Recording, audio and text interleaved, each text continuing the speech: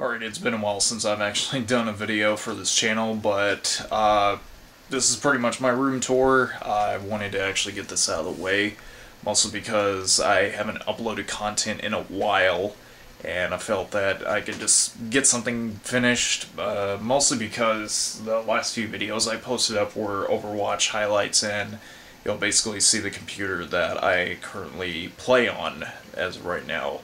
And hopefully right when my hard drive on my laptop gets basically taken care of, that I'll be able to start editing again.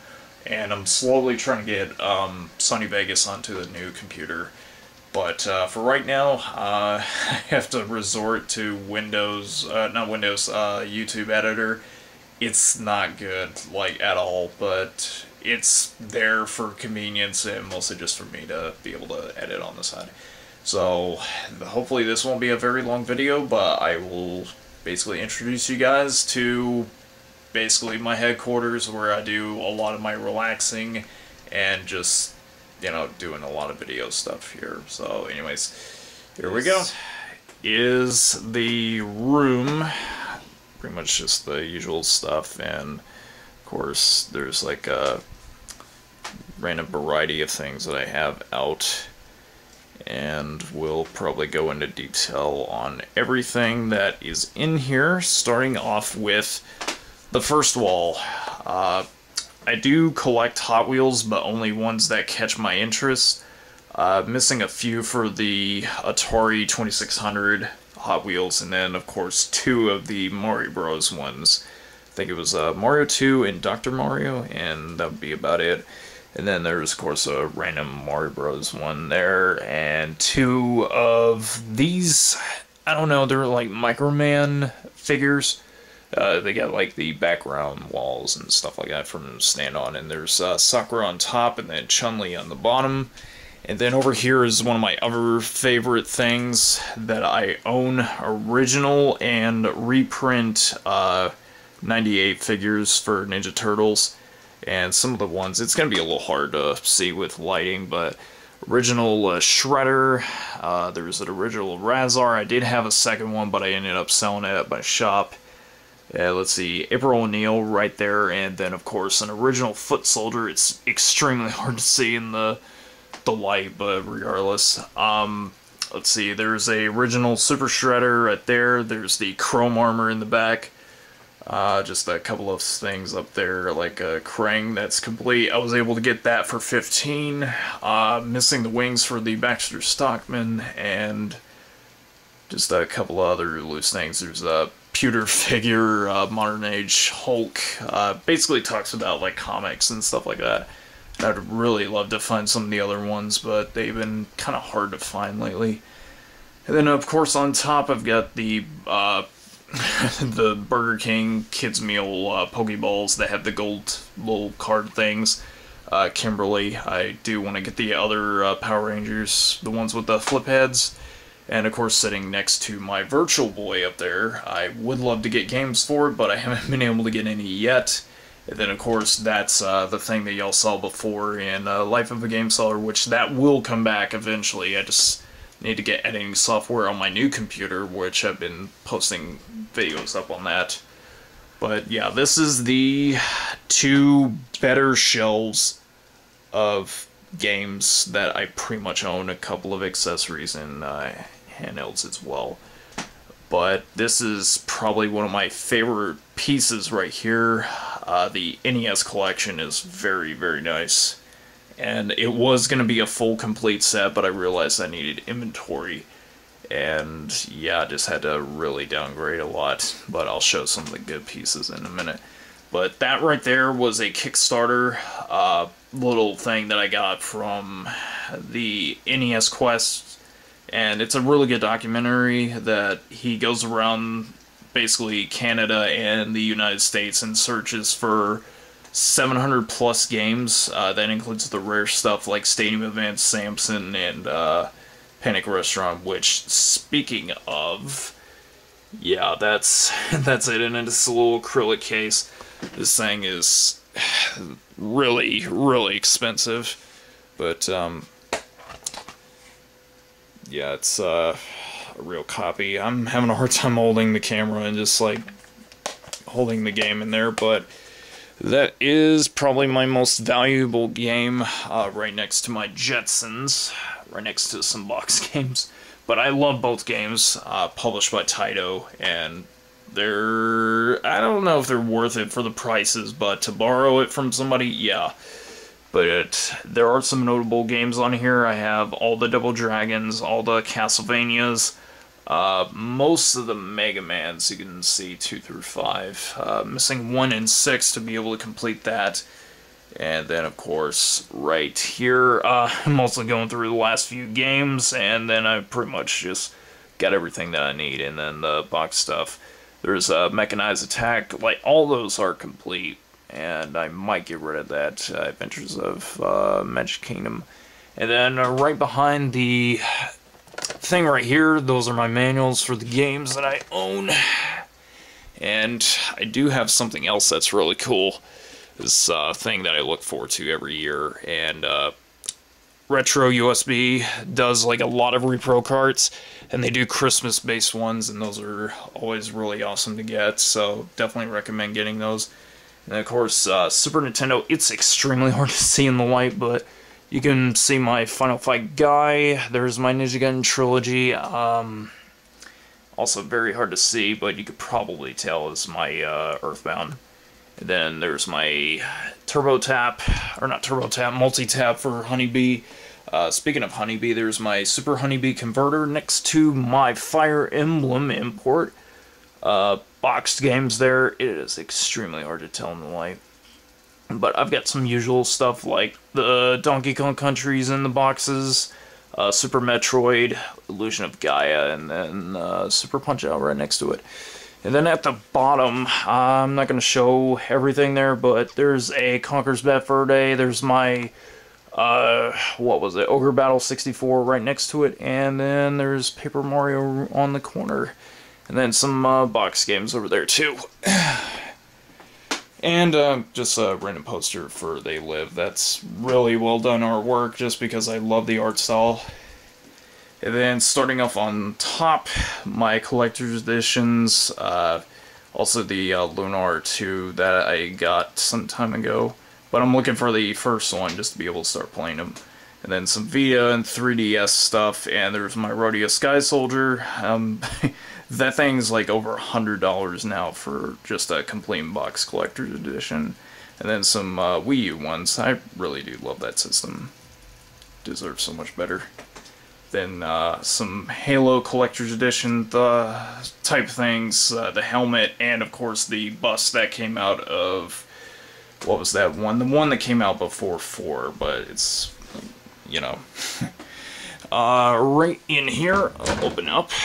This is where I keep a lot of my systems, and I'll show this door in a sec, but hopefully the light can pick it up. Right there's my top loader piled under a bunch of accessories, like the 4-way and my Dogbone controller in the front. My original Super Nintendo that I've had since I was, oh my gosh, I want to say 6, 5, or whatever. It's been a while. There's the Pikachu 64. This right here is neat with the Wavebird. This is the... Sorry about that, it cut out. But yeah, this is my import GameCube. This is where I play a lot of import titles, and also I have a boot disc that lets me play the English games on there just fine, so it's pretty much region free, but I absolutely love this system, and I really do wish that it got a lot more attention, but unfortunately it didn't. And then at the very next shelf is my Sega Saturn, a modified one that has the switch right there on the side, so that way I can play imports without the need of an action replay card. But I do have the memory card right there. And then of course my original PlayStation 2 with the thing, I can't remember things right now. Dreamcast, my TurboGrafx 16, I'm still looking for games on that. And then, of course, my original Xbox. And some of the other systems, like my 7200, or not 72, 7800, and even my Sega Master System are at the very bottom, or right under my bed, just in a tub, so that way I'll be able to pull those out whenever I need to. But right here is where I keep a lot of my other games, disc-based mostly, but regardless. On top of there's my import copy of Capcom vs. SNK 2, and then my other Dreamcast games, and then of course stack of PS2 and even more PS2 stuff. This is very bright, and hopefully you guys can actually see that, but I am very happy about that. And there's my lonely PS3 games that aren't getting any love because I'm still trying to get me a backwards compatible PS3 just so I can be able to play them. But yeah, I don't really have any at the moment. And then there's more PS2 games there. And then of course my 360 collection and 2 PS4 games, mostly because those I was afraid were going to be a little bit hard to get a hold of. And Valkyria Chronicles Collector's Edition, or Remastered. And it's got this steelbook case, and I think that's going to be a little bit hard to get. And then Assault Luton Linus. And then over here, a couple of boot disc games. I don't know to call them boot disc ones, but these are ones that I use to play imports on. And it unlocks the systems to be able to play just about everything. And then PS1 games, but the usual amount of RPGs and platformers, pretty much everything you guys have already seen. And then of course on GameCube there's some very expensive ones. There's my Fire Emblem. That thing has really shot up in price. Got almost all the Resident Evils except for Code Veronica, but that's obvious. There's Smash Bros. There. Tales of Symphonia, even though I have the special edition thing for PS3. Then, of course, oh yeah, that's right, my Sega CD games. I do actually have a very hard-to-find system that I think y'all have already seen. There's the CDX right there. And shut this door. Very hard to hold the camera and do everything else. And then, of course, there's my systems with not DirecTV, Comcast, but there's my Wii U next to the 360 with my Game Crazy faceplate. I really do miss that place so much.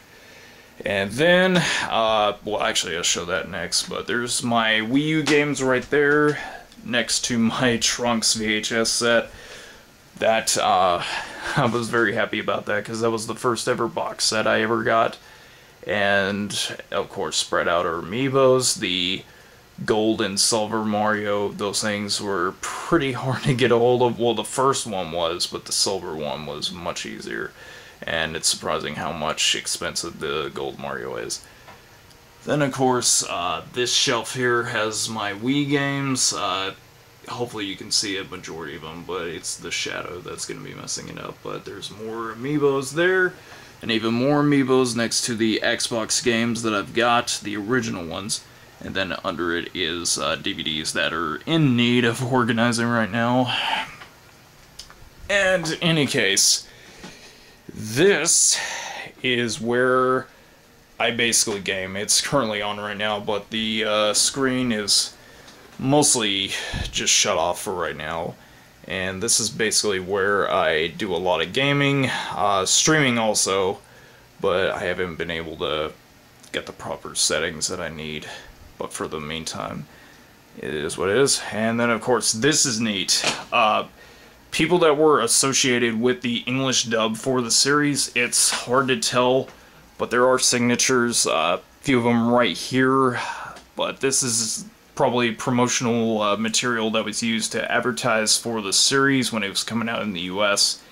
And, of course, there's some Rurouni Kenshin artwork that I got from attending as a special guest at Comic-Con for my first year.